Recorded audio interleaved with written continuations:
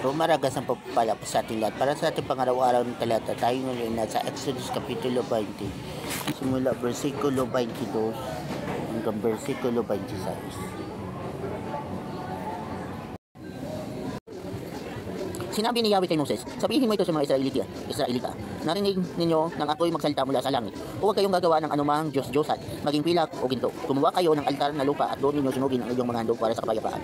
Doon din ninyo susunugin ang handog ninyong mga tupa. Doon ninyo ako sasambahin sa lugar na ituturo ko sa inyo. Ako'y paparoon na pagpapalain ko kayo. Kung gagamit kayo ng bato sa altar na inyong gagawin, huwag ninyong tatapyasan. Kapag tinapyas ninyo, hindi na karapat-dapat sa akin. Huwag kayong aakyat sa baitang ng altar kung wala kayong salawal.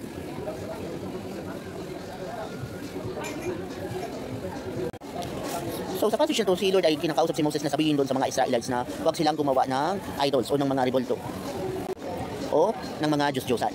Kasi nga, si Lord lang dapat ang kinikilala nilang Diyos. So nung panahon nila, ang mga Diyos-Diyosan o yung mga rebolto o yung mga idols ay gawa sa bato, gawa sa kahoy, o gawa sa bakal o sa ginto o kung ano pang mga metal na meron sila, bronze or anything else. So ganun ang kanilang kapanungunan noon. Yun ang kanilang mga Diyos-Diyosan.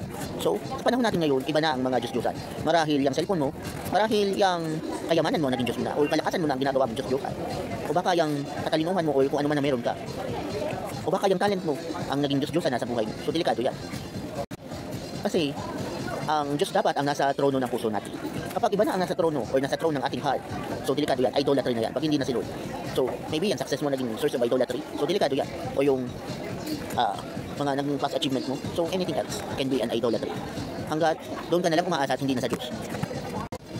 Kaya ang mga Israelites hindi pinipagawa ni Lord ng mga Diyos-Diyosan kasi nga siya lang dapat ang kilalanin nilang Diyos. So sa panahon natin ngayon, siya pa rin dapat ang kinikilala natin doon at hindi yung mga rebulto o mga Diyos-Diyosan na nasa paligid natin. So nung panahon nila, literal na altar para maghandog ng mga alay. So sa panahon natin ngayon, ang puso natin ay ang altar ng Diyos. So dapat siya ay mananatili sa atin at ang puso natin ang kanyang altar at nananahan siya sa atin. So yung mga talent mo, yung mga success mo, yung mga katalinuhan na kaloob sa iyo ng Diyos, huwag mo siyang gawin Diyos-Diyosan, kundi gamitin mo siya para mag-glorify yung pangalan ng Panginoong Jesus. Kasi ganoon naman talaga eh. Kaya ka binibigyan ng mga ganyan, ng mga talent, ng mga victories para mapupurihan siya at para makilala ng iba ang pagiging Diyos ng Diyos. Okay, ganun yun. Para makilala na ang iba na tayo ay kanya, na tayo ay kanyang mga lingkod at kanyang mga anak.